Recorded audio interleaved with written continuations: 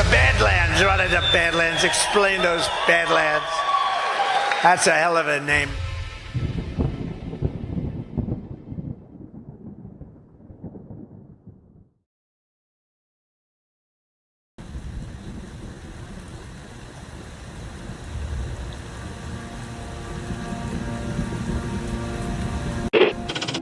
Mr. Vice President, I'm going off script again, I know, but I just want to personally thank you. We've been through some stuff. We've gone through some of the most complex military operations this country's ever conducted, and your steady hand and your leadership during those was a great source of strength for me. Thank you for your leadership. Thank you for your character. Thank you for your selfless service. Thank you for commitment. Thank you for being a mentor to me, Mr. Vice President. It's called the swamp. And you know what happened? And you know what I did? A big favor. I caught the swamp. I caught them all. Let's see what happens. Nobody else could have done that but me. I caught all of this corruption that was going on, and nobody else could have done it. Did I get that one right?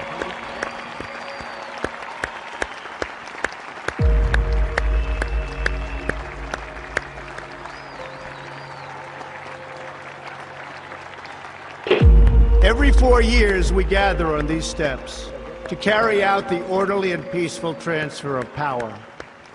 Today's ceremony, however, has very special meaning, because today we are not merely transferring power from one administration to another, but we are transferring power from Washington, D.C., and giving it back to you, the people.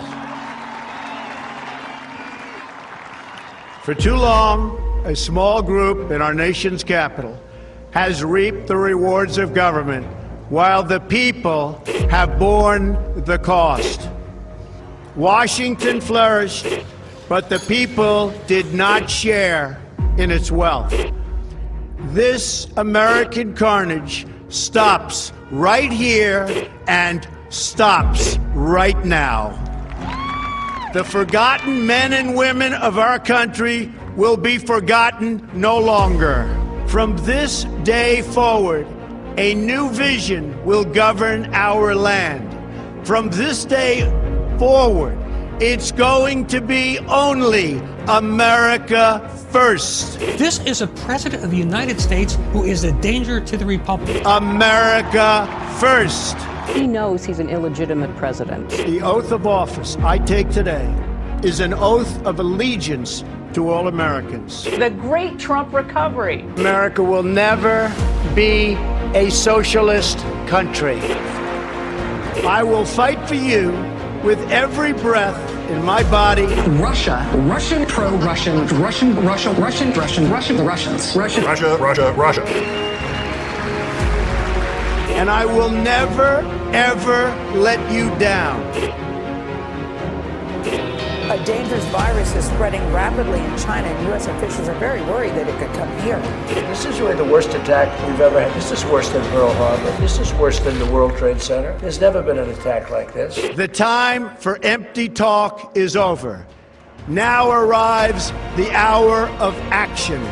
What they're doing is using COVID to steal an election. Together, we will make America strong again. You know what it's about? Fraud, fake ballots. We will make America wealthy again. They are trying to steal the election. Now, under the leadership of President Trump, we are fully realizing President Kennedy's prescient view of Special Operations Forces. We will make America proud again. And watch, please, those mail-in ballots. We will make America safe again. And in millions and millions of ballots. Their vote is under what they thought they needed. They're dumping more ballots in there, okay? And yes, together, we will make America great again. Thank you. God bless you. If we are right about the fraud, Joe Biden can't be president. Congress, the chair declares the joint session dissolved.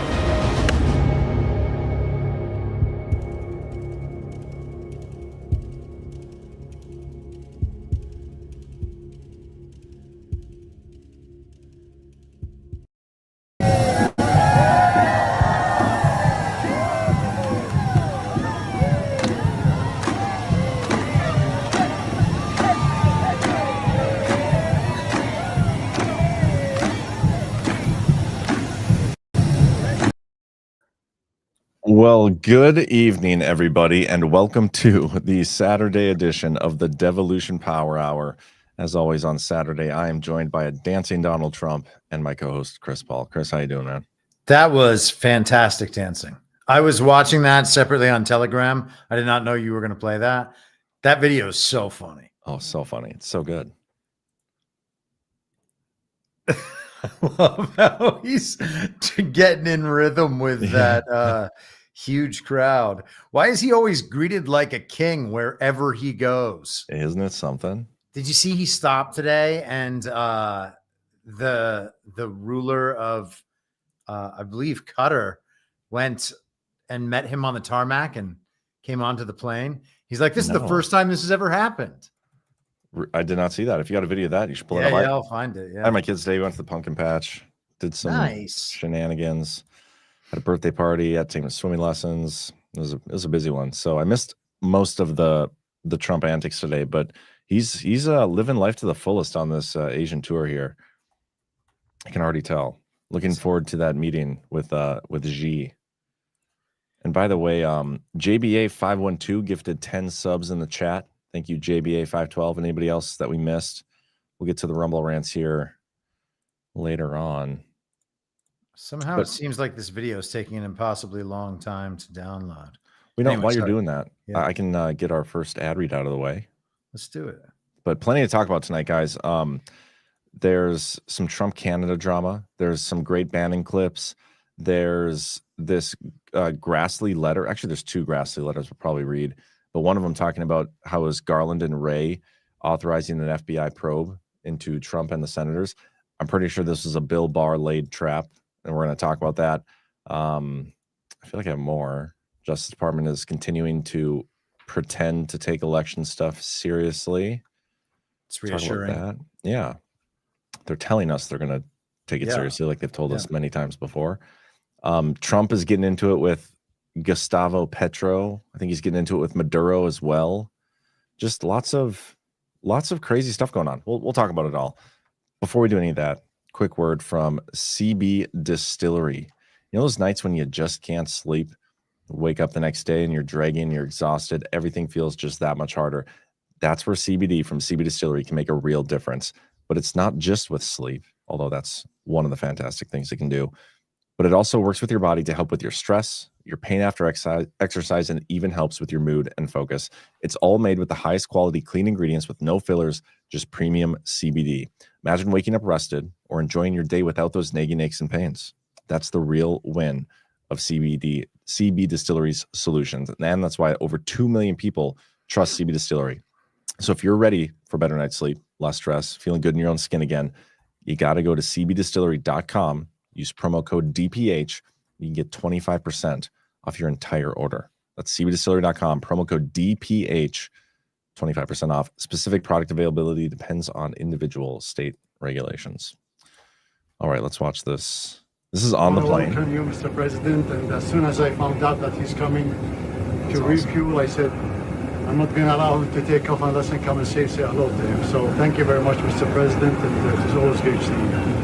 Well, the Emir is one of the great rulers of the world, not just the Middle East. He's loved, he's beloved and respected by his country. I don't know what's more important, being beloved or respected. Both. You have a preference? Because you have both. You're one of the few.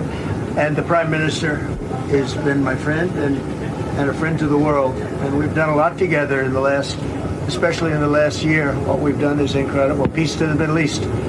And they were a very big factor in it. So I just want to thank you. I was thinking, we're landing here, we're going to fuel up, and it's such an honor to have you on the plane. I know you don't do this often.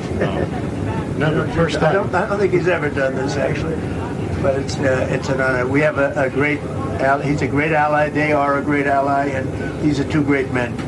And as long as we're together and you have those cameras rolling, I want to just say we express our thanks. And you have a safe Middle East right now. And you're going to keep it that way for a long time. Well, for a very long time. Thank you very much, everybody. Appreciate it. It's a great honor to have them on the plane. So he was just stopping to refuel, and they just came and hung on the plane with him? That's the story, I guess. That is something. There is an interesting True Social post from Trump. There's been a few of them regarding the peace in the Middle East. I think we should read this one real quick since we're on the topic. We have a very strong peace in the Middle East, and I believe it has a good chance of being everlasting. So, very strong capitalized word there, everlasting. Hamas is going to have to start returning the bodies of the deceased hostages, including 2 Americans, quickly, or the other countries involved in this great peace will take action. Some of the bodies are hard to reach, but others they can return now, and for some reason they are not. Perhaps it has to do with their disarming. But when I said both sides would be treated fairly, that only applies if they comply with their obligations. Let's see what they do over the next 48 hours. I'm watching this very closely.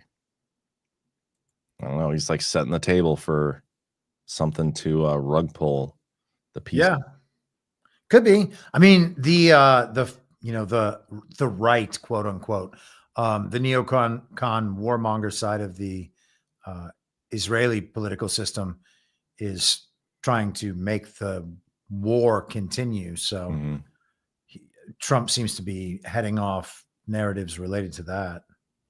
How does he know where the bodies are buried, like specifically?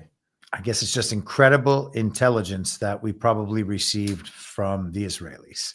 Or Hamas themselves. Yeah. Crazy. But anyway, let's, how do you feel about starting with the Bannon clips? Yeah, cool. Those things had my jimmies all rustled the other day, and I feel like that'd be a great way to start. Here we go. By the way, who is this lady that he's talking to? These are 2 people from The Economist, which is that European. Ooh. Yeah. They are as globalist anti-Trump as you can imagine. And they kind of just put that out on the table at the beginning.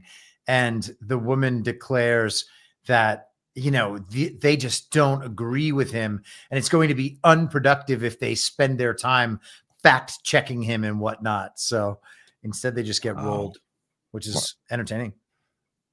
I should watch this whole interview. It really is fantastic. This is fantastic. Check this out.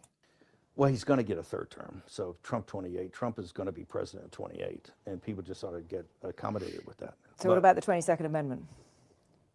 There's many different alternatives. At the appropriate time, we'll lay out what the plan is. But there's a plan, and President Trump will be the president in 28. We had longer odds in 16 and longer odds in 24 than we got in 28. And President Trump will be the president of the United States, and the country needs him to be president of the United States. We have to finish what we started. And the way we finish it through Trump. Trump is a vehicle. I know this will drive you guys crazy, but he's a vehicle of divine providence. He's an instrument. He's very imperfect. He's not churchy, not particularly religious, but he's an instrument of divine will. And you could tell this of how he's pulled this off. Before we even go any further, I just want to comment on one of the things I got most excited about listening to this. I had to listen to it a few times. Was how he said like we, as in he's gonna get a 3rd term, or fourth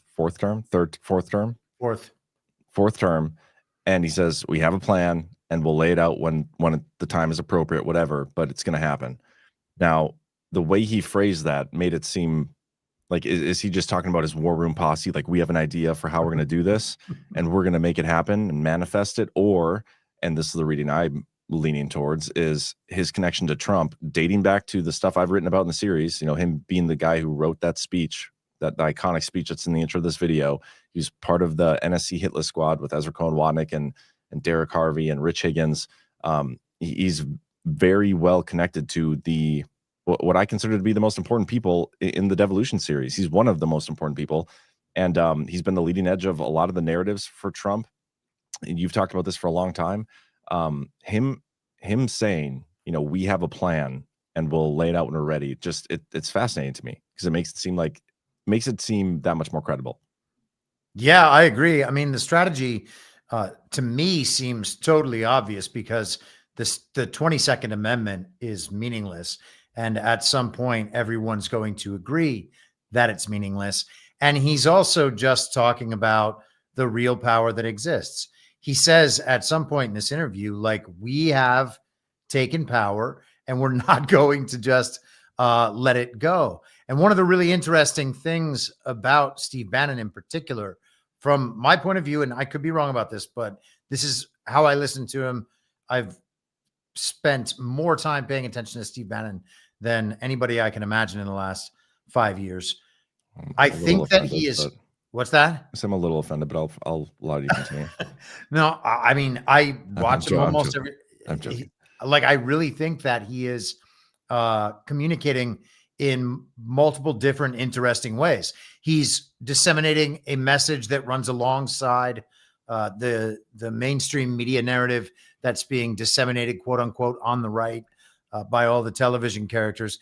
He's doing that and translating that through a MAGA lens to an audience of people who are just trying to keep up and understand what's going on and understand the important decision points in their lives that they're going to hit, like as a result of the political matters. But then he's also talking to the enemy, I think, at all times. And he is arguing the Trump case directly to that global enemy. This is obviously a case of that with two interviewers from The Economist, but I think he's doing that generally. And if you listen to him thinking about what all of this must sound like from the enemy's perspective, then he's saying, we are on this side. Trump is the president right now. You know, and we know that the 22nd Amendment doesn't matter. And at the end of the day, this is just a judgment for the people to make. And I'll pause there for a second, but. No, I think that's interesting. The 22nd Amendment stuff fascinates me. I mean, you go back to even the founding of this country, our first president, they wanted him to stay longer than 8 years. He decided to step down himself. George Washington. Was it Roosevelt? Oh yeah. Roosevelt. Yeah. FDR. He had four terms? Ridiculous. And then after that, that's the reason they put forth the 22nd Amendment, is because they thought he had too many terms.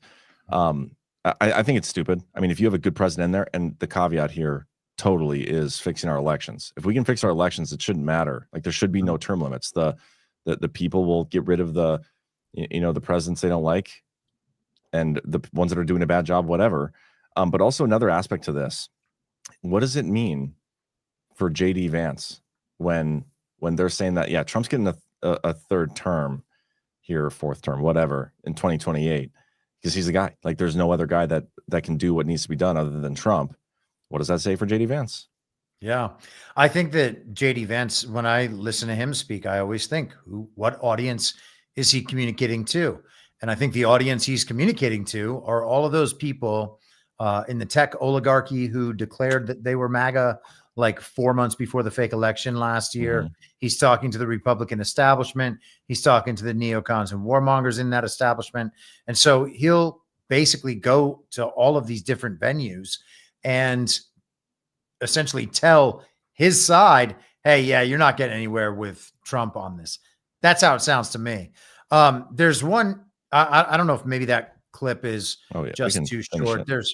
Because he goes pretty hard about the fact that it's really up to the people.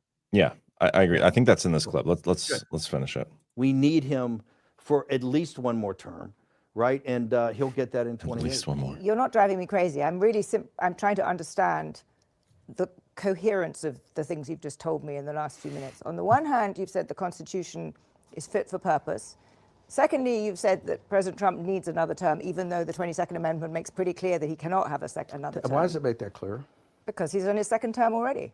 At some point in time, third term, we will make sure we go through Zanny and define all those terms. But even if you find a way to undermine, you need to pause there again. Right there. That is amazing. Because Trump himself has said what they did to him in his first term. Like, was it during the campaign trail? I'm trying to think of when he said this, or was it during his first term when he would say stuff like, what these people have done to me this first term, I should get an extra one on the back end of this. Yeah, I mean, he's been saying that for a while. But the truth is, the term that passed in the second term isn't a second term either. He's only had one term till right now. Yeah, not even one full term. Anyway, okay, let's keep going. You will be undermining the spirit of that amendment, even if you find some way around it. And to those Can the American people, if the American people, with the mechanisms we have, put Trump back in office, are the American people tearing up the Constitution? Would that be tearing up? Well, Would the American people be going against the spirit of the Constitution, ma'am? I think yes, actually, because I think what you will end up with So you're is saying the a American people- populist justification for a quasi-dictatorship. That's not true at all. Trump That's works- what it sounds like. It's not. Trump is a dictatorship. Did you just see the compromises he had to make on the big beautiful bill? You see the compromises he has to do on everything, on accommodating Zelensky, on what President Trump. President Trump is nothing but a series of negotiations to kind of keep this thing rolling forward, where he's having trade-offs all the time. Steve, you've just I think he stole that line from you. Yeah. This week's been kind of like that. Yeah, we you've had a few of we those. talked about that Monday, but yeah, I mean, President Trump is always mid-negotiation. What is this lady's definition of dictatorship? It just means they didn't follow the rules that you guys put in place. If you don't do that, then you're a dictator, because it's not possible to have a populist dictator who wins with a broad mandate. Yeah. That's what it means to be the leader. Yeah. Yeah, this lady's So retarded. crazy. You've just spent the last 20 minutes telling me we have to smash the other side. There's no room for debate. There's no room for compromise. We must smash them. And now you're telling me this is a negotiation. I mean, that's No. I guess that's why on it his seems to me some his kind of policy. tension First there. off, the only way President Trump wins in 2028 and continues to stay in office is by the will of the American people.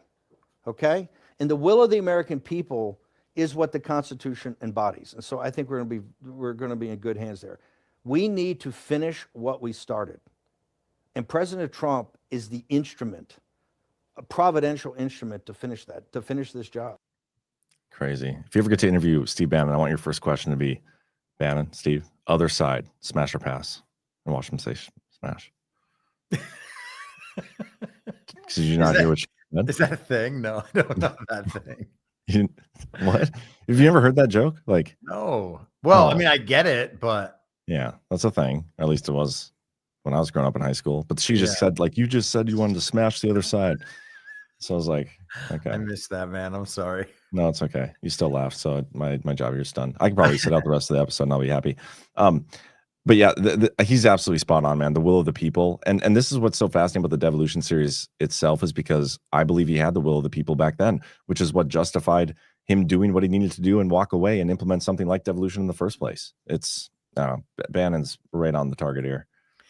I also like how he said we're going to define those terms and talking about the 22nd Amendment, because, you know, I actually spent most of this week, rather than writing my book, which I'm meant to be doing, I wrote this piece that is actually being released tonight at midnight called Turtles All the Way Down. And it's about, do you know the Turtles All the Way Down phrase? No, we talked about that a little bit on Wednesday, though. Oh, that's right. Yeah. So yeah, there's like no foundation for any of it. So it's just breaking down, because of the Supreme Court arguments that we heard and that we were talking about last weekend, just kind of reflecting on the status of the court right now, but using that in microcosm to illustrate a larger point about this entire legal edifice that we have built up with all these rules and statutes and regulations and customs and norms and the court precedent and stare decisis and all this other nonsense that has nothing to do with the Constitution, and piece by piece just erodes and overturns the Constitution. And it turns out, like, the more you dig underneath these things, the more you find out that there's actually nothing underneath any of it. And so it's then a matter of how to proceed. And it always sets up as though it's somehow an attack on the Constitution, but it's actually an argument for the original Constitution. And, you just heard her question right there. On one hand, you're saying that the Constitution is fit for bear. I don't remember how she described it. But on the other hand, you have to violate the 22nd Amendment. The 22nd Amendment's not really part of the Constitution. That's a product of prior usurpations. Yeah. All of them are null and void. Yeah.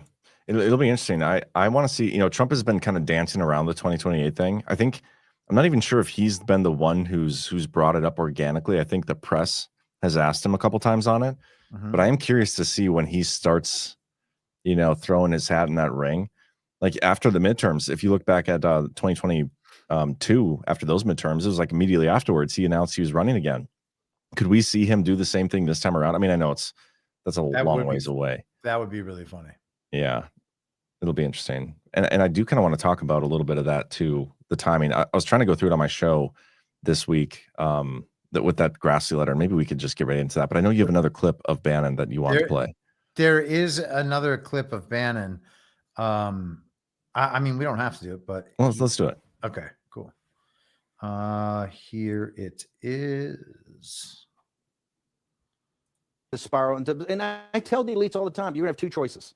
You're gonna have two choices. You're either gonna have, and I've said this for years, you're either gonna have the Luigis or this kid that supposedly shot Charlie Kirk and all this violence you're seeing going on, or you're gonna have to make fundamental changes to the system. And if you don't make fundamental changes to the system, you're gonna get the French Revolution. The French Revolution is coming to the West unless there's an active program to say, okay, these are the changes that have to be made. This is how we have to have the little guy get a bigger piece of the action and be more included in the entire economic system. But don't you make it worse with your rhetorical style? I mean, you have the war room. You talk about it being a war. We're winning, aren't we? But aren't you by putting this in these? It is a political narrative war. In January 21, on the 20th of January, outside here were 100 troops in 2 Humvees, up armored. 100 troops that stayed there for 100 days under Nancy Pelosi. There's barbed wire all over the place because of the January 6th insurrection. It was only the war room because Fox News abandoned Trump. Everybody abandoned Trump except for a couple small media outlets, and we became the Hill as a rally point. And guess what? We lost about a third of our audience. Initially, people said, if they can steal it from Trump, how can I do anything about it? But we built it back over time. And yes, we built it back with not incendiary rhetoric, but rhetoric that is appropriate and true for the moment. And yes, we come in very hot in the war room. But Steve, and by the way, this is why this show is big and powerful. I'm not on any big, we're banned on Facebook, Twitter, YouTube. We're banned on everything. But I'm asking you as a responsible citizen, if you really think there is a risk of civil war and the situation is as bad as you are saying, don't you have a responsibility as someone who sees this and who's a student of history and has seen what has happened in history to calm things down? Not to calm things down at all, to warn people. Do you think if we calm things down, they're going to stop? What planet are you living on? This is my problem with this whole concept of liberal debate. We're in a revolutionary time, both technologically, geopolitically, right? Financially. You're talking, in this magazine, you tell me we're heading to financial Armageddon. There's no other way you can read this. Hang on. If you don't warn people about it and say, we must go to the ramparts, because if you're just passive and docile and just flick the channel and watch the National Football League and go to Taylor Swift concerts, it's over. You need to rally people to say, no, you represent from time immemorial, from every Patriot's grave back to the beginning, the basic working man and woman that has always saved this country in moments of crisis, in the Revolution, in the Civil War, in the Great Depression, World War II. It's always come back to the little guy. This is the fourth turning. The strength of the populist nationalist MAGA movement in this country is we're anti-fragile. We're resilient. You can give us your best shot. You can put us in prison. You can take our credit cards away. You can debank us. You can deplatform us. You can have all the tech stuff that happened. We can't be beaten if we don't quit. And if that takes hot rhetoric, you ain't seen nothing yet, because we're now getting into the middle of this fight, and we're never gonna kowtow to these people. We're never gonna get on our knees to these people. We're never gonna apologize. We're never gonna say we're sorry. All we care about is victory begets victory begets victory, and we know that we're ascendant and they're in decline. Hell yeah, that's the best. That was awesome. I think they call that cushing too when you get on your knees for other people. That's cushing, according to what Ash told us last night. That's what alpacas do when they assume the position. Wow. To be inseminated. Yeah. Wow. Okay. Yeah. So just to expand everybody's we've vocab. all learned something here. Yeah. Yep. But what he said there, I absolutely love what he said there. And it's exactly the reason we do our Badlands meetups. And we have all these groups all over the country. You guys should get involved locally. And it's as easy as just going to get a drink with some like-minded people. Badlandsmedia.tv/events. Find your local group, get involved, hang out with some like-minded patriots, and you're going to have a great time, meet some great people. And also you can come and join us on our little, I don't want to call it a road show, but it's kind of what it is. We go all around the country and hang out with the people, and it's a great time. And we're coming to Florida here at Cocoa Beach, November 6th to the 9th. You can get your tickets. And if you can't make it in person, you can join us virtually. Badlandsmedia.tv/events. Yeah, man, Bannon is awesome. We got to get him to a guard. Yeah, no kidding. That would be fantastic. Where's he? Is he located in Florida? I think he's usually in DC. They call that like the Breitbart Embassy or something, this house that he operates out of. We should try to get a hold of him. Send him an invite. All right. Okay, we should see what we can do. But yeah, Okay. that's a great interview. Yeah, he said right there, narrative war, Yep. information war. So the Rich Higgins memo, man, required monthly reading. You also had the clip from Hague South. Let's do that one, and then we'll get into the stuff that I wanted to go through. Cool. Here, if you want to pull that up too. Oh yeah. Yes. Somewhere here. There we are. Hegseth, sir, a memo circulating on social media details the establishment of a National Guard response force that's going to be trained in crowd control and civil unrest and deployed in all 50 states by April of 2026. Can you verify the authenticity of that memo, and do you have any more information on the operations? I'm not going to answer particulars on something that may be in the planning process, but we definitely do have multiple layers of National Guard response forces, whether it's in each state, whether it's regionally, whether it's Title 10 active duty, whether it's Washington, D.C. We've got a lot of different ways that constitutionally and legally we can employ Title 10 and Title 32 forces, and we will do so when necessary. Yeah, so this was something that there was a story on this. I was trying to find it earlier, and then I got distracted by my kids and I forgot. But there was a story that came out about a month ago, I want to say, where they were talking about this already, and now they're trying to confirm the reporting. But this directly comes back to like the use of military force domestically, and everybody freaks out about the posse comitatus stuff. But I think that stuff's been going on a lot longer, and in private or secret, more than we realize. And I think this is them kind of now, this is the public story we're being told as to how it's going to be done publicly now. And eventually we're going to have a legal challenge to it. We've been having legal challenges to all this stuff.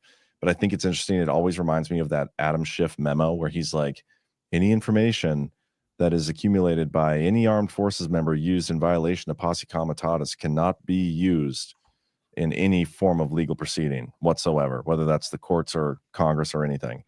And it didn't pass, didn't get added to the NDAA, but he tried. And the reason he tried is because he was worried about it. He's concerned about that happening. And so I think he knew then. That was back in 22 or 23. No, I can even find it. While you're looking, what does it say about Adam Schiff and that side, that their motivation is to make sure that the president can't employ these sorts of tools or tactics or whatever the right word is in protecting this nation within our borders? I mean, we've talked a number of times now about how, the idea that first of all, there's not supposed to be a standing army in the first place, but to the extent that one exists, it's got to be for defending the homeland, which means operating within the United States to protect the United States. The purpose is not to have this force that can be shipped around to various parts of the world to make sure that these small, weaker nations are content to remain under the global regime's program. And so if we think about where we are now with that being the case and where we need to be, which is, more aligned with the founder's vision, well, how do we get there? We're going to have to unwind this piece by piece, it seems, so that the whole thing's not just overthrown at once and then people are forced to make some sort of adjustment while half the country opposes that adjustment. So we have it in step-by-step fashion like this, where, as you mentioned, it goes to the courts, little pieces get resolved here and there, and over time we get back to that, the proper view of how things are supposed to be. Yeah. I mean, what you said there makes me think of a couple of things. I mean, first of all, I've often complained about the pace that this administration is going on. I mean, I think already in line with the theme of this episode, if Trump does get another term, maybe the pace that we're on makes more sense. So if they're planning for that, okay, that's fair. But what you said about Adam Schiff and like, what does it mean when you have a sitting senator who's like, because of the convoluted nature of the way our military is allowed to operate within our borders, and as you said, the entire purpose of them is to defend the homeland, right, against, both foreign and domestic forces. A lot of the shenanigans that go on are domestic, but they use that loophole in a lot of ways to prevent the military from doing anything. And what does it mean when you have a sitting senator that's like, I don't care what the military finds domestically. I don't care what information they gather. I don't want that used in any legal proceeding. Like, what are you so afraid of, Adam Schiff, that you don't want any information collected during the normal course of military training or operations in violation of posse comitatus used domestically? Like, what are you fucking afraid of? Schiff. Yeah. I mean, that's the right question to be asking, especially if you are, a regime stooge, as Schiff certainly seems to be, and you have been on the side that has allowed millions of foreign invaders to enter the country. You don't want the National Guard to be able to deploy in the states to remove foreign invaders? What does that mean? Well, it kind of means you're on the side of the foreign invaders. Yeah. I wonder if that's why Trump has gone through all the trouble of how he's handled Antifa, because it was the only way he was going to be able to justify bringing in the National Guard and have the legal challenge. Like, not only does it allow him to get the Supreme Court to rule that the president is the one that gets to deem what is considered a terrorist organization or a terror threat or whatever, a threat to domestic life, but also like that he has the authority to call in whatever forces is required to deal with that threat. Like, did he have, I mean, if he already had that ability and there wasn't all the legal challenges, would he have had to declare them as a domestic terrorist organization to go in and actually wipe these people out with the National Guard? Probably not. It's a good question. I think you're probably right. Yeah. Anyway, real quick, we should do a quick Rumble Studio ad. And by the way, we got a good crowd watching. I think we must be being featured right now. There must not be a Fresh and Fit episode tonight or something. But don't forget to hit that thumbs up. Give us a follow over here on Badlands. We got all sorts of great content all day long, most days. But real quick, a little crypto.com. Let's be clear. Cryptocurrency is no longer emerging. It is here. And this latest move cements that reality in the biggest way yet. Trump Media Group just inked a massive $6.4 billion deal with Crypto.com, the world's top crypto platform. They're teaming up to scoop up $6.4 billion in CRO, the powerhouse token that fuels fast, low-fee DeFi, staking rewards, and real-world perks like cashback on your spends to launch America's first CRO treasury. When it's all done, this new company will be the biggest CRO holder out there. I believe they're going to be using CRO as the reward token for True Social. Don't quote me on that, but I'm pretty sure. If you want in on the action, head to crypto.com today and grab some CRO. Let's make crypto great again. There we go. But yeah, man. Okay. Anything else on this topic specifically? Otherwise, so did you? I don't know if you've looked into this. He mentions Title 10 and Title 32 in there. Was there anything interesting about those? I've come across those many times. So like Title 10 is the use of armed forces, and Title 32 is the National Guard, I believe. Mm-hmm. And whenever they talk about this stuff, especially when it comes to bringing the National Guard and deploying them nationwide for whatever reason, it's always in violation of posse comitatus. So I didn't specifically look into what he was referring to it as, but I have to assume that's what it is. Like they're going to use all the authorities allowed to them or available to them under Title 10 and Title 32, and yeah, it's likely they're going to challenge him on posse comitatus, and I'm assuming they're going to win, as they have been winning all over the place. So, all right, yeah, sounds good. Yeah, let's see what happens. Nothing too in depth there. Okay, let's talk about this story right here. Grassley reveals that Garland and Wray personally authorized FBI probe targeting Trump and GOP senators. Now, this isn't really anything we didn't already know. We've been being told for like 3 or 4 years, 3 years, I don't even know how long it's been, that the persecution against Trump has been politically motivated. It's from Biden and Biden's administration and the people on the periphery of that, like the Obama. It's the left. The people that Trump was up against in his first term are all carried over, and they've been going after him ever since. And we already knew that. But what this memo does, and why I think it's so interesting, is it proves it like codifies it. But also, to me, it shows that Bill Barr laid a trap here. And so I want to go through it and show you guys what I'm talking about. Former Attorney General Merrick Garland and former FBI Director Christopher Wray and former Deputy Attorney General Lisa Monaco personally approved the FBI's sweeping Arctic frost investigation into President Trump and Republican lawmakers, according to newly released records. Senator Chuck Grassley on Thursday unveiled the documents, which include signatures from Garland, Wray, and Monaco, authorizing the probe in April of 2022. And this time frame is interesting. as well. We'll get into that a little bit. The memo signed by all three was directed to Garland for final review before the FBI launched what has since been described as one of the Bureau's most politically sensitive investigations in decades. The Biden Justice Department approved Arctic frost based largely on open source reporting and claims that Trump allies sought to overturn the 2020 election. Internal DOJ memos acknowledged that the public disclosure of the investigation before an election could disrupt the democratic process. Arctic frost ultimately evolved into Special Counsel Jack Smith's D.C. prosecution of Trump, which collapsed after the Supreme Court ruled the president has immunity, blah, blah, blah. So go ahead. No, you go. The Biden Justice Department approved Arctic frost based largely on open source reporting and claims that Trump allies sought to overturn the 2020 election. Okay, so open source reporting and claims. I mean, that's basically the same basis for the January 6th sham committee and for all of the indictments. And, you know, we've talked about this before, so I don't mean to like spend a whole lot of time on it, but the news, the fake news makes these stories up.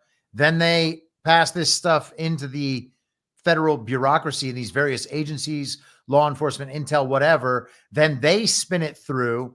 Then they rumor out the things that they have found back to the news. And then the cycle repeats. And then after a while, once it's all been built up, you can have entire criminal investigations based on it.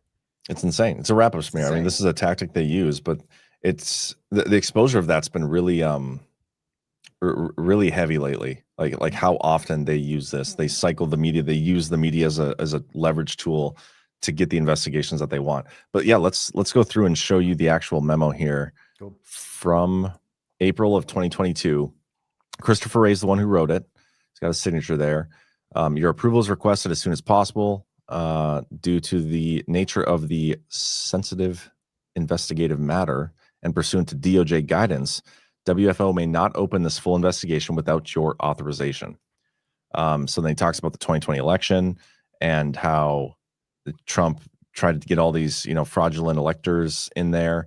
Open source reporting and public statements made by individuals closely associated with Donald Trump and the Trump campaign present an articulable factual basis indicating the existence of a federal crime. And thus the FBI seeks to open a full investigation. Because this investigation involves a sensitive investigative matter, as set forth in the Department of Justice memorandum dated February 5th of 2020, your authorization is required before we may investigate in full. So this is the memo that I think is so fascinating. February 5th, 2020, you go look at what Bill Barr did. If I can find the article.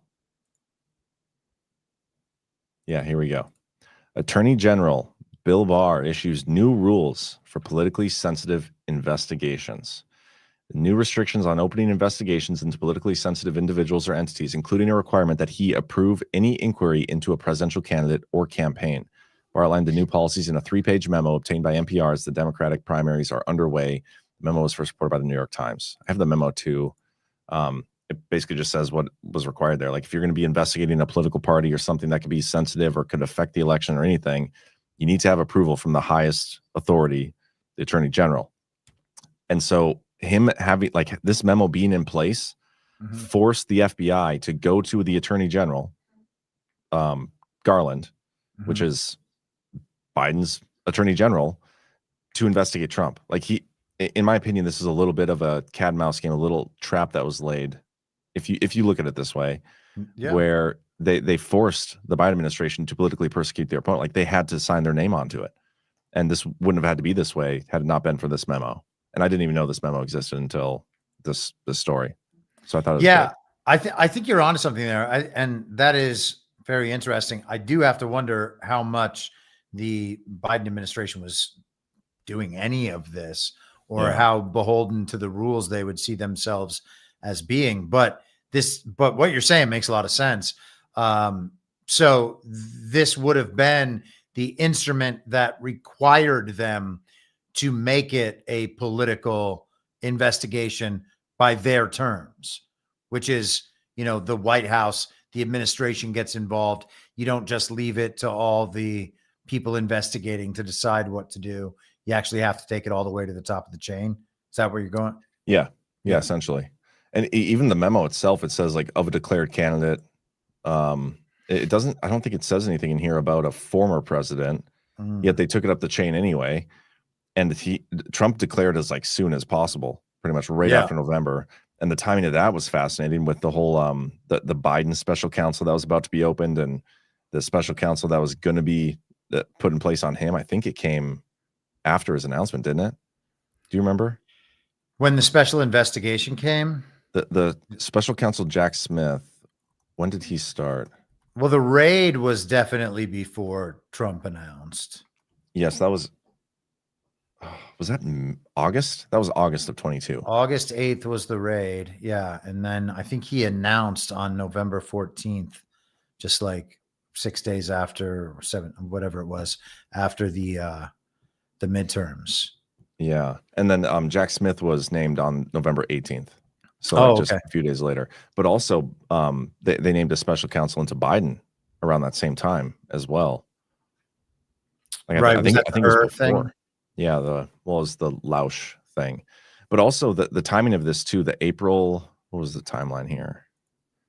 The April 4th of 2022, it wasn't long after this. I think it was June, late May or early June is when John Solomon and Kash Patel were named as Trump's representative to NARA. And they started going back and forth about the Russiagate binders and stuff, which that was, we believe, at the heart of the Mar-a-Lago raid. Like they were looking for that stuff, I think. So I just think the timing of all this is really interesting. Like they're opening this investigation, then all of a sudden Trump's like, okay, I need these two guys as my representatives to NARA. Garland approves of it. You have the raid, all this stuff. It just, there's this cat and mouse game back and forth, almost like they're playing chess of sorts, and the moves and counter moves. And I haven't pieced it all together. I know this is interesting timing. I know the Barr thing kind of forcing their hand is interesting. All the special counsel stuff and how that played out. It's super interesting, even if I can't like piece it all together. And I just wanted to talk about that story because I found it. Yeah, I've always found that it's good to kind of put the ideas out, even when they're not complete, just so that you can like send them into that feedback loop and start, understanding the response and figuring out where the holes in the argument are, where people's questions are directed.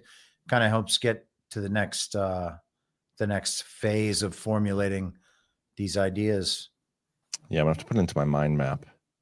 There you go. It is ridiculous though that the FBI, like you said, use open source public reporting as their genesis. Yeah, I mean, then they have a recording here. It says they have a recording of one of the electors. On January 20th, 2022, an individual purporting to be an elector from the state of Michigan was audio recorded claiming, "We fought to seat the electors. The Trump campaign asked us to do that." Inaudible, under a lot of scrutiny for that today. I wonder if they found that online or something, Yeah, maybe. Because then that would be open source is all I'm saying. Yeah. Doesn't sound like they tapped a phone, or at least they're not saying that. Yeah. Yeah. And I don't even think we've gotten to the full bottom of the counter investigation into this investigation. Because isn't Fannie Willis still like on trial out there? I guess I paying attention to Fannie Willis just for me right now seems silly, but hey, maybe it'll maybe that story will really have a big payoff in the end. Man, somebody's messing with our numbers on roll. Right on cue. Really? Yeah. Huh. Isn't that interesting? Well, I'm not exactly sure what you're saying, so I gotta text somebody. I'm gonna play our soft disclosure ad real quick. All right. Before skincare went synthetic, people used something simple, something real. Tallow. Grass-fed and finished beef tallow is packed with vitamins A, D, E, and K. Nutrients your skin actually knows what to do with.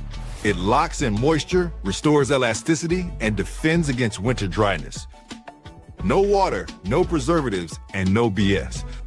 Unlike plant oils or chemical creams, tallow mimics your skin's own structure. Elbows, hands, knees, post-shave, anywhere your skin's crying for real moisture. Perfect for gifting or keeping your own skin soft when the cold hits. Visit softdisclosure.com and use promo code Badlands for 15% off. Ancient Care, modern truth. Self-disclosure. I'm just about to. I'm going to also play our Cocoa Beach ad one more time, and then I'll be good to go. Here on the sun-kissed shores of Cocoa Beach, where the ocean meets the horizon, the Great American Restoration Tour continues on November 6th through the 9th, 2025. Badlands Media gathers patriots like you, not just to talk, but to rebuild. From truth-telling panels to unbreakable bonds, we're restoring the soul of our nation, one conversation at a time. This is the heart of the Space Coast, where the rockets defy gravity and dreams touch the stars. Feel the thunder of innovation that powers America forward. Together, we're not just healing the past, we're blasting off into a brighter tomorrow, a future where truth prevails, families thrive, and America leads once more. Join us in Cocoa Beach. Get your seat or your virtual stream pass now at badlandsmedia.tv/events. Launch is imminent, and you don't want to miss this liftoff.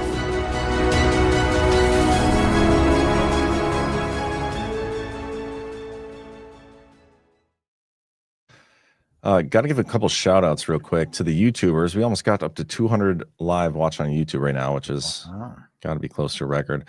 Also, Bear 1007 gifted some subs. Thank you. Freedom 76 gifted some subs, and so did Brooder Mart 71. Thank you to all of you. And if we missed anybody, apologies, but thank you. And don't forget to hit that thumbs up, guys. We truly appreciate that. Yeah, what else do I want to talk about? I think I got through everything I wanted to on that topic. Wait, do we want to talk about the other Grassley thing that was super interesting? Yeah, I'm trying to find where I have that. It's in the top of our StreamYard chat.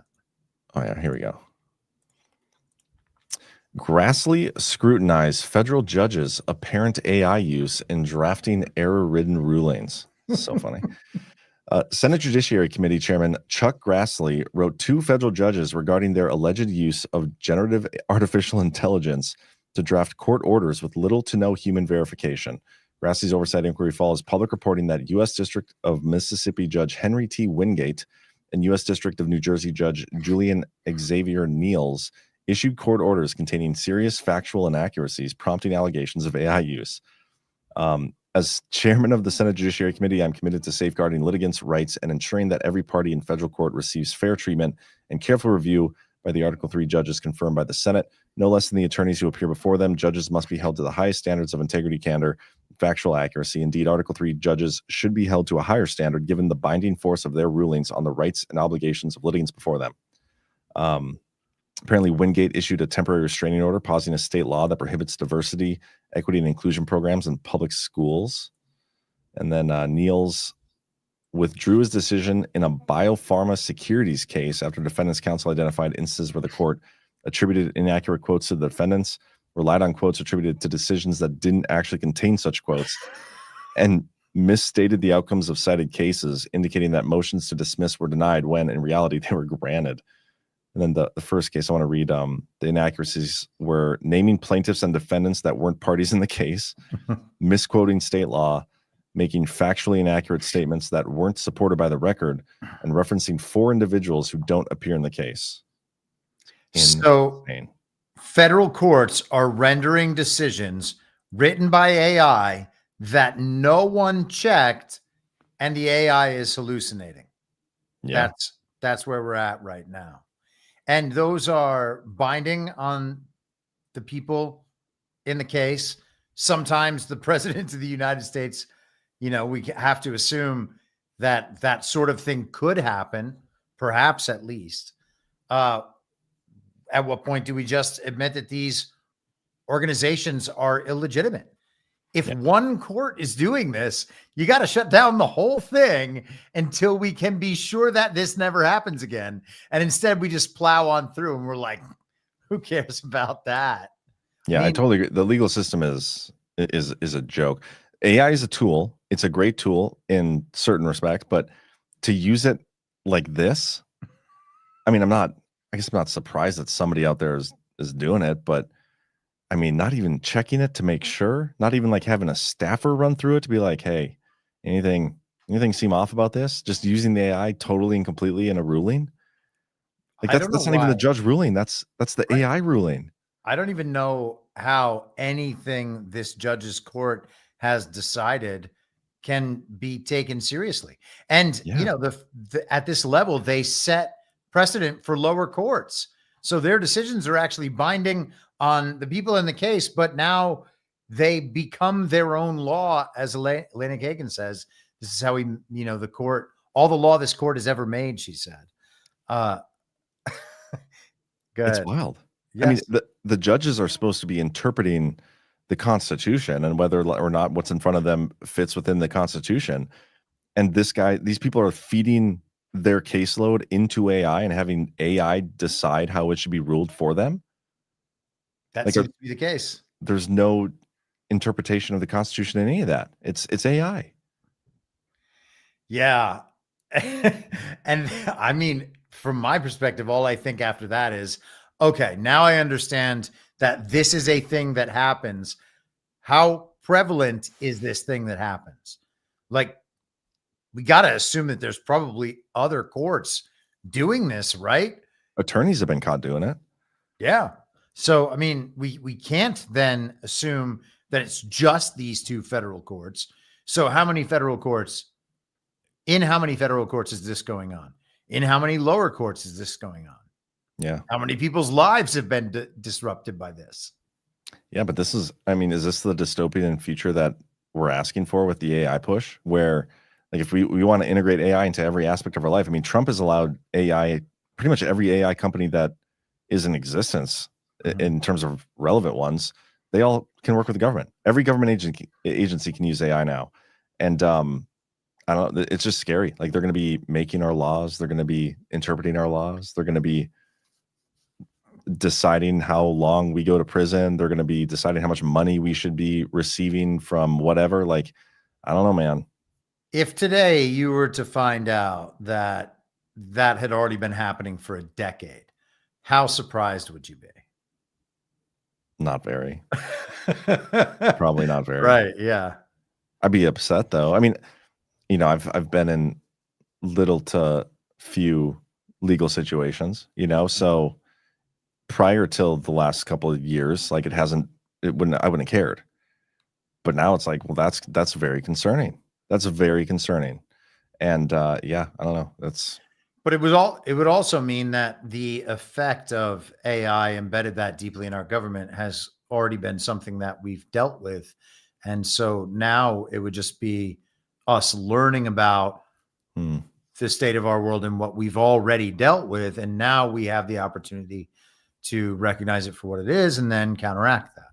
Yeah.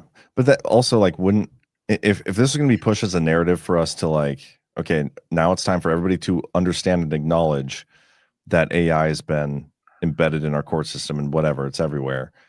Wouldn't we want a bigger narrative push other than Chuck Grassley issuing a letter? Like, yeah.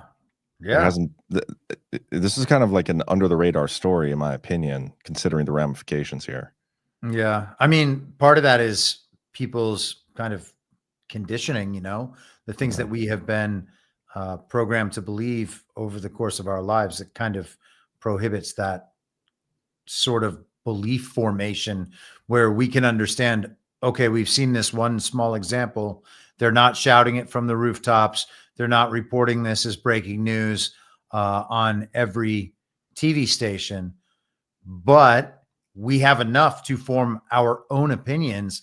And the truth is that if you pick away at the federal courts, and again, the rules, the customs, the standards, and the precedent, and whatever else, it all starts falling apart. At some point, we just got to accept this thing is not what it was intended to be. Yeah. A couple comments from the chat that I think are interesting. Ash says they can't change the record and remove their rulings. That's true. Somebody says, oh, good, another strongly worded letter. That's kind of my sentiment towards these things as well. But then Ash goes on and says, Doge it, full forensic audit of court proceedings, determine the scale of the problem. Doesn't Doge use AI to do that, though? Can you use AI to find AI use in court cases? Right. Eventually, it'll just be an infinite loop of AIs attempting to prosecute other AIs. Yeah. Then at some point we reach the singularity, don't we? And implode or something. Maybe we can get them all to focus on each other and just leave us alone. Yeah. But the AI is really good at multitasking, so they can probably do both. Yes, but man, I don't know how you feel about this, but I think it's getting dumber. Yeah. I'm using Perplexity, like the comment thing, and it's a browser. And I found that to be really useful, again, as a tool. Like I use it to find stories I'm looking for, and then you can use it to like break down stories and whatever. And I find it helpful, and I've used it some in some legal stuff too, but I don't like rely on it. I still feel like I have to double check anything it tells me. Like, so I use it to get the summary. It's like Wikipedia for me. I go to the sources to verify what is actually being said and interpreted, because there's bias with everything, and half the time it's wrong. Like half the time it's wrong. It's crazy.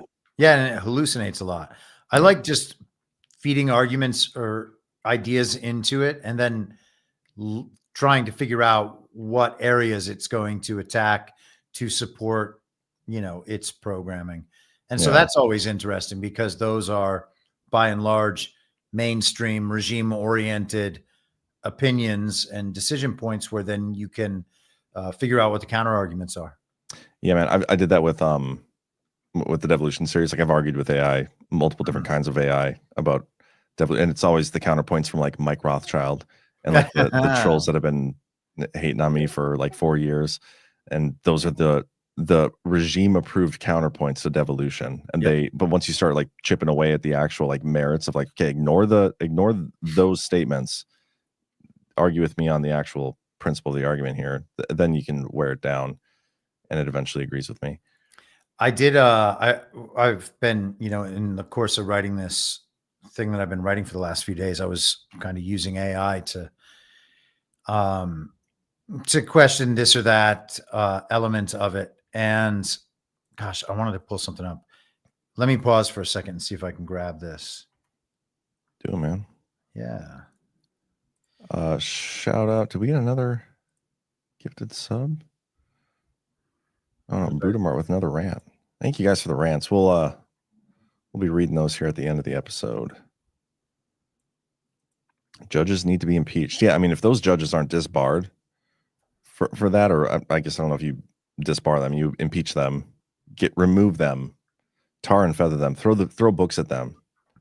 That's the punishment that I want to see in our judicial system. Throw books at them, literal books.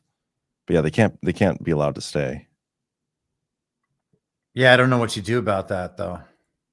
I mean, that can is impeachment the thing? I don't know. Yeah. It would be for them because they're Senate confirmed. The Senate Judiciary Committee has broad oversight and legislative jurisdiction over civil and criminal judicial proceedings, the federal courts, federal judges, and other related matters. Substantive errors like those found in the decisions of Wingate and Niels cast doubt on the judiciary's deliberative process and raise legitimate concerns about the accuracy of the court's decisions. No shit, but it doesn't say what he's going to do about it. Man, I couldn't find the thing that I was looking for. It's very unfortunate. What were you looking for? The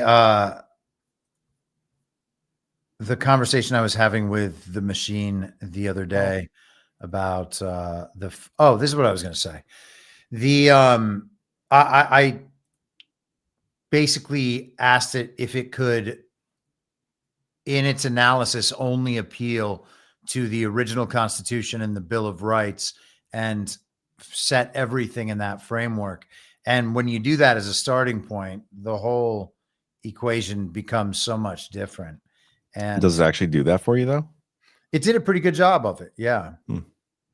It's strange. Like when you give it some parameters, it definitely behaves better. Just like women are supposed to. But yeah, that's interesting. I mean, the parameters thing, I just, when I try to do that, I feel like you can get it to just tell you what you want to hear sometimes. Like that's my concern with that. So I want to give it parameters, but I also don't want to like restrict it too much where I'm just like, you can only tell me yes on the things I like and only tell me no on things I don't like. But that's interesting, the original framework. I would like to read that conversation at some point if you can end up finding it. I did find it. I can I think. No, this is not it. I'll find it. Okay. We can worry about that later. But there are a couple other stories I wanted to run by you here. We got this. Remember I told you earlier that the Justice Department is like seriously going to monitor the elections this time around? Definitely not going to let them steal it again. The Justice Department is monitoring polling sites in 6 jurisdictions ahead of the November election. Just 6. Probably because there's so much election fraud, and it all comes from these 6 places. It's across 2 states ahead of the November 4th, 2025 general election, citing the need to ensure ballot security, transparency, and compliance with federal voting laws. The initiative, directed by Attorney General Pamela Bondi, will be led by the DOJ's Civil Rights Division under Assistant Attorney General Harmeet Dillon. Civil Rights Division personnel will coordinate with U.S. attorneys' offices to observe polling locations in Passaic County, or Passaic? Passaic, okay. And California's Kern, Riverside, Fresno, Orange, and L.A. County. That'll be a good one. But yeah, so Do you hear my dog snoring? No. Hopefully, he just made I don't know, what do you say? Did a snore? He just snored very loudly. That's awesome. Dog snore. How old's the dog again? He's older, right? He's 12. Yeah, I feel like the snoring gets worse the older the dogs get, just like with humans. Definitely does. Just like with you. I was going to look something up and I don't remember what it was now. I feel like there was something Trump said recently having to do with elections again. Let me go look at the storm as it arrives. Twitter. Well, there was the post he put out the other night that we talked about on Wednesday. No, this is the fusion cell. Is that the one? Oh, I don't know. The 81 million. Oh yeah, there was that, but I thought there was something else. But I think this is what I was thinking of because I saw you had a post recently. I thought I'd do with elections, but it was with Adam Schiff. I mean, we can watch it anyway. It's still a good clip. Speaking of Democrats, there's a report that there's a grand jury on Adam Schiff for apparent mortgage fraud. If he is indicted, should he step down as a U.S. Senator? Well, I'm not going to comment on that. I would just say Adam Schiff is one of the lowest forms of scum I've ever dealt with in politics. He's a horrible human being, very dishonest person. I have no idea what's going on. You tell me that he's going to be indicted. I don't know. You could ask Pam. I don't know if she could say it. Probably you are allowed to say it, but I wouldn't know about that. I can only tell you he's a very bad. I think he's actually a sick person. You want to talk about that?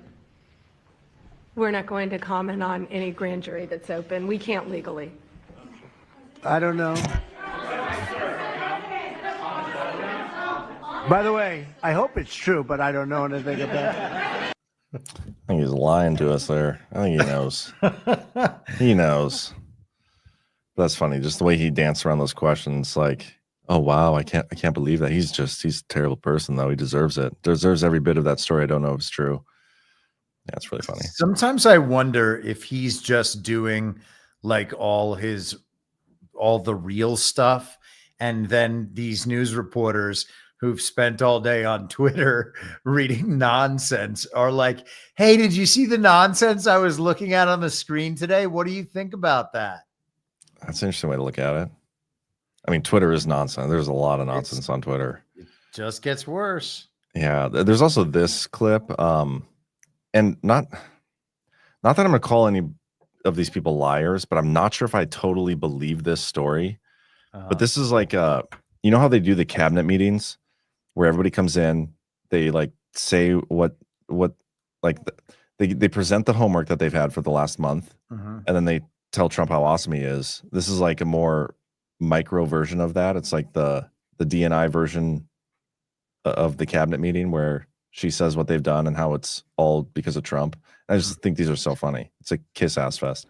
Mr. President, under your leadership for the first time, there is a newly created National Intelligence Fusion Cell at the Office of the Director of National Intelligence, National Counterterrorism, that has a very simple purpose: to make sure that we have two-way intelligence sharing of actionable information between the intelligence community and law enforcement. And I'll say the last example I'll share is probably the most insidious, was providing intelligence to the Mexican law enforcement that led to the arrest of a CJNG cartel-affiliated baby trafficker called La Diabla.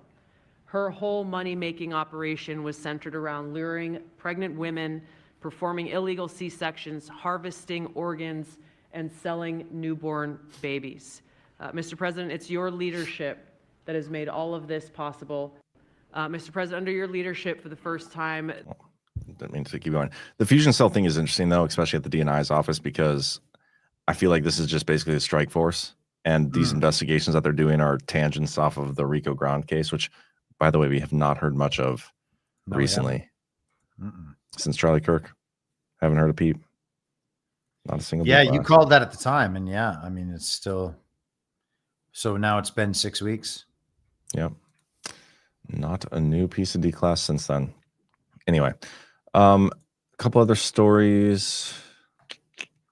Is this a Dimitrov guy? Is this the guy everybody's freaking out on over Twitter, or out over on Twitter? Yeah. I think the guy that's been, hasn't he been posting Q stuff? Q phrases and whatnot? Yeah, he's actually meeting with Witkoff now. I think that's notable. We have Trump sanctioning Gustavo Petro, the Colombian president, and this just makes me think of the first week or two or month in office when they had that little trade spat over. Do you remember when Trump tried to send a whole bunch of illegals to Colombia? And the guy's like, no, we're not going to take them. And then we had the first major trade war of the Trump administration that lasted less than 24 hours, where Trump's like, okay, well, I'm just going to sanction you or tariff you or something. And he backed down immediately. But now Gustavo Petro himself has been sanctioned by Trump. And he keeps going after Maduro as well. Maduro put out a statement, I think yesterday, where he was like, please, please, please, no war. Yeah, this story is just the news from Maduro. I was going to talk about this next. The people of the United States know it. They are inventing a new eternal war. They promised they would never get involved in another war, and now they are inventing a war that we are going to prevent. How? He said in an address in Caracas, by mobilizing the peoples of South America. So Maduro, Venezuela is what, the new Afghanistan, the new forever war? So, yeah. I mean, they hope. Who hopes? I don't think they're going to get it. I mean, that seems like a neocon dream as far as I'm concerned. Yeah. And yeah, they've been trying to get Venezuela for years and years. I mean, we've talked about Venezuela so much, but I would just, again, point everybody back to the report from the International Crisis Group. Take a half an hour or an hour, read it yourself. March 11th of 2020, they talk. I mean, the reports are written on behalf of global banking, energy groups, major globalists, and philanthropists. It's like all the people we're worried about for everything else, the people who kind of dictate the run of the regime's globally planned economy. Those people all want to depose Nicolas Maduro and have 4 years. And they try to do that by putting enough pressure on Maduro and on the Venezuelan people so that he will allow them to bring in the globalist election system and then just stage elections and install their candidate, which, they keep pushing this Maria Corina Machado lady. General Flynn had a post on Maria Corina Machado last night talking about how she won an election. She didn't even run in the election. Hey, what? Yeah. Flynn posted that? Yep. It's what Ghost and I were talking about it in one of our Badlands chats. Oh, I didn't see that. I did see that. I just didn't have time to read through it. Edmundo Gonzalez Urrutia is the man who ran for president. Maria Corina Machado didn't run for anything. And so she didn't run. She Yeah, couldn't have won. she was barred from running. And, that makes it sound like Maduro's the bad guy. But, I mean, again, if Hillary Clinton, for instance, if one of these people was to go down, Hillary Clinton, let's just use her as an example. Would it be weird then if she was barred from, well, actually, you know what? To tell you the truth, I mean, I would maybe be like, it's weird that she's being barred from running for president. If the people want that to be the president, they should be able to. Yeah. Able to choose that person. But, you know, I guess that's an interesting point. Yeah. Especially thinking of what Bannon said earlier. Like, it's up to the people. People want somebody. Well, yeah. I mean, even under international law, the thing that gives the leadership of a country its legitimacy is the will and consent of the people. Now, that's not always the case in many of these countries, but I think we talked about Poland. There may be someone in the chat who knows the history of this better than I do, but Poland's constitution was replaced kind of at the period during the fall of communism 30 some odd years ago. And with under 50% of the electorate turning out to vote, basically, I think a little under a quarter of the electorate in Poland was enough to secure a victory in an election most people didn't participate in. And on that election, they installed the global regime's constitution in their country, setting up like the parallel government, which is, you know, their parliament, which is totally unnecessary. We should probably take that lesson and be like, maybe 3 branches of government are not the way to go. That's insanity. Yeah. Insanity. Did Trump have a fallout with Kim Jong-un? I cannot imagine. Because there's a story out here where Trump is open to meeting with Kim Jong-un during the Asian trip. I think they are sort of a nuclear power, Trump says. I mean, I know how many weapons they have. I know everything about them. And I have a very good relationship with Kim Jong-un. Like, why would he not be scheduled to meet with them already? But he told reporters Saturday that he is open to meeting with them. Trump met with him at the DMZ in South Korea in his first term. He says, I'd be open to it 100%. I got along with him very well. He also addressed whether he recognizes North Korea as a nuclear power. I think sort of. I think it's just interesting. When you say they have to be recognized as a nuclear power, well, they've got a lot of nuclear weapons. I'll say that. And that's the story. But it just, the way this is framed, it makes it seem like, you know, whose decision is it to meet with them? Like if the president of the United States wants to meet with Kim Jong-un, he'll do it. But he's open to it. Does that mean it's up to Kim Jong-un? He could just be messing with the media. He could be. And that's not probably allowing them to get any steps ahead of him, you know. I may be overthinking it, but how dare you call me out on that? Well, I wasn't. That's not what I was saying. No, I'm just kidding. I'm just kidding. Couple other stories. Maybe not. Oh, I was going to show you this. I'm sure you've already seen it. The redistricting in Virginia. They're trying to do it now too. Oh, good. Yeah, just because we talked about that last week. Oh, here we go. Trump administration announcing sanctions on Russia's 2 largest oil companies on the heels of Putin saying that they're sanction proof. I wonder if I have that clip.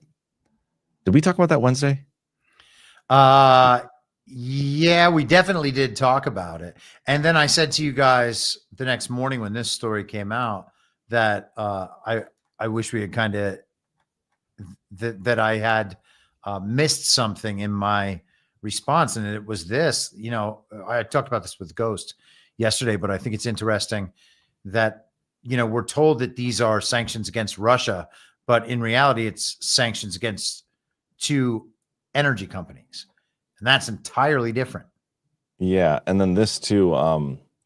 This came out the day after Wednesday's Power Hour, I think. So yeah, that was when we were talking about how Putin's basically de-dollarized and he's like made himself safe from sanctions. Putin comes out and says that. Теперь, что касается новых санкций. Во-первых, I have to read it. Sorry, hold on. Regarding the new sanctions, first of all, there is nothing new here. Yes, they're serious for us.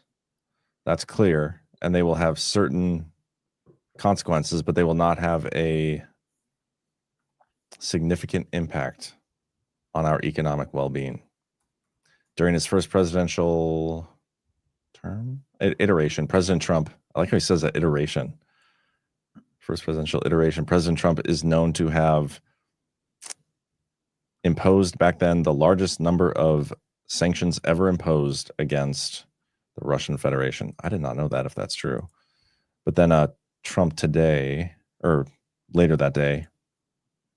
President Putin basically said today that Russia is immune from U.S. sanctions. He said that it would not impact the Russian economy in any serious way. Is he Good. wrong? I'm glad he feels that way. That's good. I'll let you know about it in 6 months from now. Okay. Let's see how it all works out. That's interesting. I think your point though on the companies, not Russia itself, is notable. That's notable, but what Trump just said too, I think, is great. He's like, I'm glad Putin understands that it's not him and his interests that are being targeted by these sanctions. It's these energy companies. Yeah. Oh, that's fascinating, man. Anything else you want to touch on? Otherwise, I don't know. It seemed like it was a quiet week. I don't know if maybe I was bitching about that all week on my show. I was like, guys, I'm sorry, but I don't even know what I'm going to talk about today. Like, I'll be lucky if I go 30 minutes. I mean, what do we have? The NFL and NBA betting and EBT, like food stamps, might get shut down. These are the big headlines of like the last few days. And then really Canada put out a Reagan ad, which Trump said was deceptively edited, and he got big mad and is like, how dare you? And I'm going to tariff you. And that's been drama. Like, yeah, those were the biggest news stories. The gambling thing is so silly. Like, you're going to go after the people gambling on the games when the games themselves are like a joke. Exactly. Give me a break. It's kind of a limited hangout. That's what it feels like. Yeah. But it is interesting, the Gambino family and some of these families are involved in it. That was, you think Rico and some of those situations going on. I think that's a little more interesting, but yeah. Could come back around. Yeah. The idea that the mafia is involved in the NBA and that the NBA isn't an outgrowth of the mafia. I thought that was kind of ridiculous. It's like, it's all one big thing. Ultimately, the control all funnels up toward the top of the hierarchy. So, down toward the bottom, sure, it seems separate and distinct from the thing itself, but it's just part of the thing. Yeah. But yeah, I'm curious to see. They got how many? 33 people in on that, and 33, huh? I feel like there's a bajillion more people they could have gone after. So here's 33 is a good number, though. Isn't that like the Freemason comms on that story? I guess it could be. I didn't even think of that. What I thought was like Terry Rozier. Okay, he was investigated by the NBA for this thing, and the NBA is like, "Oh, you're fine. You're cleared to play. You're good to go." And then the FBI comes in and is like, "Nah, he's guilty as shit." And so, what did the NBA do, or what didn't they do that allowed him to continue playing? But the FBI found something different. Like, I think that's an interesting angle to this whole thing. But who knows? I saw some story. I didn't spend much time on it, but talking about how the NFL like sent a letter to all the clubs letting them know, hey, don't let any of your players be gambling. So stupid. It really is. I mean, we've watched it for our whole lives. Yeah. And I know that you were a pretty big sports guy. I certainly was many years ago. I mean, I still watch occasionally now, but man, we've been talking about, I remember these conversations happening for 30 years. Back when I was in high school, I would hear about the referees calling NBA games in certain ways to make sure that a series goes to 7 games or they get the right matchup in the finals. All the talk about the NBA lottery being rigged. Yeah. Now, Tim Donaghy, the NBA referee that was taken down for this sort of thing. And then you had Trump signaling the Pete Rose stuff earlier in the year before they kind of made him eligible again for the Hall of Fame. Yeah, that was all because of Trump too. Had Trump not spoken up, he'd still not be in the Hall of Fame. But once he died, they listened to Trump finally and got him in there. But yeah, man, the sports stuff is, I love sports. I've never been able to watch the NBA though. And it was weirdly like, I was big into it back when Kevin Garnett was on the Timberwolves, like Sam Cassell, and they had some of those. That's when I used to watch it. But then it's like when LeBron got in there, it got super homosexual, and I can't watch it anymore. Yeah, it's a gay soap opera now. Yeah, it's so stupid. Chauncey Billups, when he went in for his appearance, was wearing like a Clutch Sports hoodie, which I guess has something to do with LeBron James or like his, business guy Maverick Carter or whatever. And the indication in that post was that this is like Chauncey saying, "Hey guys, look at this." Who knows how big the circle is, but it's one of those salacious celebrity crime stories that we like to see. Yeah. The Diddy thing slows down and we get this other celebrity crime story to keep us going for a few months. And then we get a new one. Fucking Diddy thing. I forgot about that. Yeah. That went nowhere. Nowhere. Contrary to what everybody said it was going to do. Anyway, but yeah, man, how about we just go through some boosts and some rants and got a great outro video lined up for us. The thing you sent in the chat earlier. It's funny. so funny. Yeah. Beta girl in my Telegram chat sent that over. Oh, so good. But yeah, we'll go through that. But first, couple boosts over on the if you go to badlandsmedia.tv, select boost, you can leave. It's basically a rant. You can leave a rant and you don't have to be watching live to leave it. It's the great part of it. We'll read it on the show, but you can leave it at any time. You can pick which show you want to leave it for. Plus, on Rumble, if you use Apple Pay, Badlands only gets 50% of those rants. Just an FYI. Rumble always takes 20%. If you use Apple Pay, Apple takes 30%. If you just leave a rant on the computer, Rumble just takes a 20%. So Badlands, the hosts, they get the 80%. On the Badlands Boost website, we only take out the credit card processing fee. The rest of it goes directly to the host. So it's one of the most direct ways you can support Badlands Media and its creators. But anyway, 1027JS says $20 says good evening. Good evening right back to you, Joe, my fellow North Dakotan. Brune Dageny says leaves two of them, two $150 boosts, so 300 total. First of all, congratulations on the 400th episode of the DPH. I caught it on replay, and I really enjoyed having all three of you on with the same discussion. Been with John since he started writing the Devolution articles, helped wake me up. Second, I want to emphasize that New Jersey and New York Badlands community is solidly behind the company, its owner, and content creators. We had a couple of confused individuals in our midst, but they have shown themselves the door. We have good people there. Yeah, I told Bernie Bright that he was incorrect about that. I knew we had good people in that group and most of our groups, pretty much all of our groups. So thank you for that note, and appreciate what you guys are doing out there. Lionheart, oh, that's the wrong show. Oh, here we go. Lionheart for $100 says, evening guys, curious who intrigues you most other than Vance as a potential torchbearer as a mega presidential candidate? Thanks for all the hard work. God bless. AOG. It's a good question. Who do you like to carry the torch after Trump in 2032? After his fourth term? No. Yeah, I don't know. Eric Trump? Another Trump. I don't know. I mean, I know we're not supposed to talk, like, if we talk about monarchy, then it sounds like we are believing that Trump is some kind of God king or whatever. I think that just viewing the cold reality in front of us as objectively as possible, the thing that we would take from that reality is, oh, that guy's in charge, Yeah. Like, he's not going to stop being that guy just because, this silly government's election cycle comes up. Yeah, I mean, I know I don't want it to be whoever, like, the Con Inc. and the mainstream media tells me it should be. For sure. So, like, right there, that's Vance. Vance is out the door. Yep. But yeah, I don't know. It's a little too soon. The people need to take back control of the government, and then the people leading the nation should arise from among the people. You'd think that would be the way to do it, but Yep. I'm a tad skeptical that it will actually work out that way. Yeah. But anyway, let's go through some rants that we got here. These up on the screen. Okay, first up we got Aussie Mix 73 for $20. Says happy 401st episode. Just wanted to show a little support.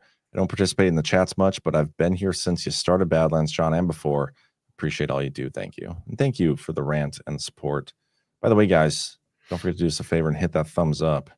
You know what? I should check and see if we have any other Rumble Studio ads while we're in here.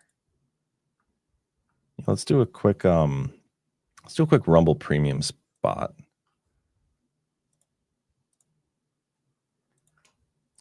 All right. And we'll get back to the rants here. You've probably noticed Rumble is growing fast and it's not slowing down. They're building a real alternative to big tech that puts creators first and actually protects free speech. And now there's Rumble Premium, an easy way to upgrade your experience. With Premium, you get ad-free viewing across the platform, no pre-rolls, no interruptions, just the content you came for. Plus, Premium members unlock exclusive content like bonus videos, behind-the-scenes drops, and more from your favorite creators. Right now, Rumble is offering $10 off an annual subscription. Just go to rumble.com/premium and use the promo code STUDIO at checkout. That's rumble.com/premium, promo code STUDIO. No ads, more freedom, and content you actually care about. That's the deal. Thank you, Rumble and Rumble Studio. And I do believe we also have our own premium code. It's either Badlands or Badlands 10. So try both of those as well, along with premium, if you are looking to sign up. But all right, let's get back to this. We have Q of Swords becoming a monthly supporter. Thank you so much. And thanks again to anybody who gifted subs throughout the episode. Old School 69, Bannon is a great, but today he was talking about having Scott Pressler on and redistricting and must win vote harder on upcoming midterm votes in 2026. Why justify and encourage hard work if it's all fake? Yeah. I mean, my answer to that has always been the same. I think that we are correctly focused on the narrative elements of this. And, you know, the idea that we're just going to get told how things are and that's the way to get us to believe them, I don't think that's the case. So you got to play it like you actually want to win. I mean, he's also said a million times that Mom Donnie is going to win. Mom Donnie is going to win, you know? So, yeah, I mean, is he going along with the whole Scott Pressler charade? Yes, but he's also done that for the entire time. So, yeah, I think you're spot on. Wilson Chick. John, would you like to discuss Derek Harvey? Or sorry, hold on, let me restart over. Wilson Sheik for $20. John would like to discuss Derek Harvey with you. He's county commissioner in my county. Is this something that would interest you? We both have a packed schedule. Chris, love you too, man. That does interest me. So I'm trying to think the best way to make that work. Maybe shoot me a DM on Twitter if you got it. Or find me on Telegram. And if you go to badlandsmedia.tv/events and get a virtual ticket, you can tag me in the Telegram group chat that we have for Cocoa Beach. But yes, I would be interested. Old School 69. Chris is the man. Let's make America great again and not fake. And there's a link here. That link is funny. Oh my gosh. Chris would replace Carolyn Levitt. Elections are fake. Any questions? That's so good. Yeah. Nice work. Great work. Fantastic. All right. Brudermart 71. Turtles all the way down for $50. That is awfully generous of you, sir. Thank you. Thank you so much. Keith O'Higgins for $1. Lisa Monaco, Victoria Nuland, and Hillary Clinton are the untouchable witches from Hoax's Pocus. Tina Peters is the good witch of political projection. Monaco, John. Monaco. I like calling her Monaco. Okay. And especially now that I've been corrected, I feel like I have to stick with it. So appreciate that. Yeah. Brudemart 71, congrats on 401, my brothers, for another $20. And yes, we need to have National Badlands time countrywide. There we go. Thank you for the rant. BST, we're going to call it. Keith O'Higgins, the Iran attack plan was always the impetus for the Mar-a-Lago raid.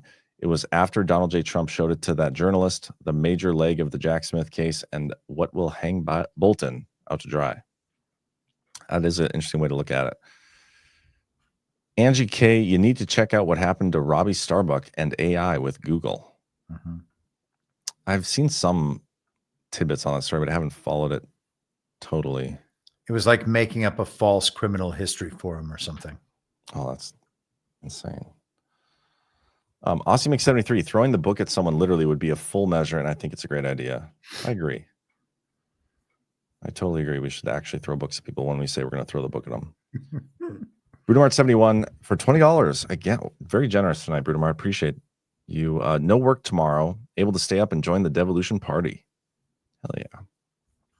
Thomas Time 76 says, just found out a friend and supporter of Jordan Sather / Badlands died in a car accident a few nights ago. Oh no. Wait, how did we not find out? Dave Winfrey. I hope to meet him at a guard someday. Is it okay to share the family's GoFundMe? Yeah, man. That is awful. Thank you for letting us know. And then here, the GoFundMe link for fellow friend Dave Winfrey was too long for Rumble, but here it is at the bottom of my X post. I hate hearing stories. I can't believe that. Thank you for letting us know. And then deplorable number 1. I'm embarrassed to even do this, but I'm out of options. My girlfriend just had to have a partial kidney removal due to cancer, and it has wiped us out. Can I drop my Cash App? And would anyone help? You can put it in the chat. That's 2 terrible stories back to back. I'm so sorry to hear that. Prayers to you and your girlfriend. And then Miss Rhea Freedom Fighter says, can you request Rise Attire make a shirt that says the horrors persist? Chris Paul.